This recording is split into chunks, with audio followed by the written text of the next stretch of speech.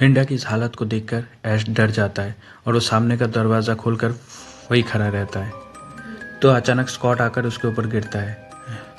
Scott की हालत बहुत ख़राब थी, जैसे उसको किसी ने बाहर बहुत मारा हो। तो ऐश स्कॉट को घसीट के घर के अंदर लेके आता है, आके उसे सोफे पे बिठाता है। लिंडा भी बैठ के उन दोनों की तरफ देख के हंस रही होती है। सोफे पे बैठकर स्कॉट अधमरी हालात में कहता है, हाँ, हम नहीं बचेंगे ऐश, शैल ने सही कहा था, हम सब मर जाएंगे यहाँ। तो ऐश कहता है, कुछ नहीं होगा तुम्हें, तुम भरोसा रखो, सुबह होते ही मैं तुम्हें यहाँ से लेकर निकल जाऊँगा। फिर ऐश स्कॉट से पूछता है, जंगल से निकलने का कोई और रास्ता मिला तुम्हें? तो स्कॉट अधमरी हालात में कहता है, एक रास्ता है जंगल के अंदर से, पर वहाँ से हकड़ियाँ तुम्हें जाने नहीं देंगे, लकड़ियाँ वान बन चुकी है। ये कहकर स्कॉट को बहुत दर्द होता है, उसके नाक और मुंह से खून निकलने लगता है। इधर लिंडा और शैल स्कॉट को मरता हुआ देखकर जोर जोर से हंसने स्कॉट को मरता हुआ देखकर ऐश हट जाता है और घबराते हुए गुस्से में लिंडा को चुप करने के लिए कहता है। लिंडा चुप नहीं होती है तो ऐश लिंडा को खींच के 2-3 चाटा लगाता है, लेकिन फिर भी वो हंसना बंद नहीं करती है।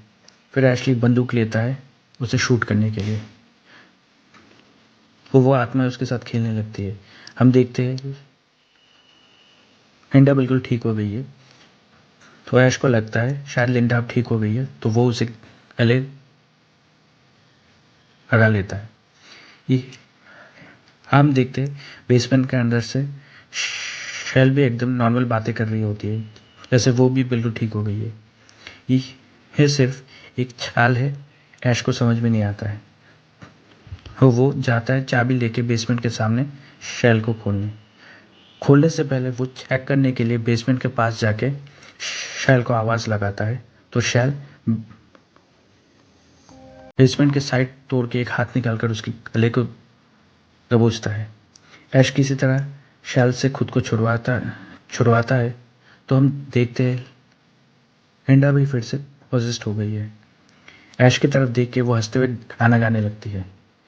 तो ऐश उन दोनों से परेशान होकर लिंडा को पैरों के बल खींचकर बाहर छोड़ कर आता है।